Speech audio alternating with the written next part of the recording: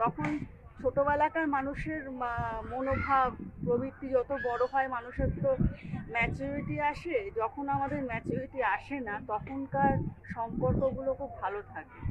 যত দিন দিন মানুষ ম্যাচিওর হবে, মানুষ যত চিনব, যেমন ধরুন আমি নিজের মধ্যে আমি অনুভব করি, আমি আগে যেমন ছিলাম, মানে আমি যত দিন যাচ্ছি বাস্তব আমাকে পরিবর্তন করছে।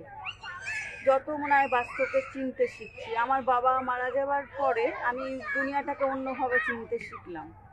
যে লাইফটা আমি লিড করতাম, সেখান থেকে আরও মনে হলো যে দুনিয়া অন্যরকম। বাস আমি তো একদমই ঘরে বলবো তো রক্ষণশীল পরিবার যেহেতু ছিল, খুব আঁটোসাঁটো পরিবারে মানুষ তো, বাইরে বেশি একটা আমাদের বেরোনো ছিল না। মানে এই স্কুলে গেলাম চলে আসলাম, মানে কলেজ লাইফটাও ওইরকম আর কি, এরকমই কেটেছে।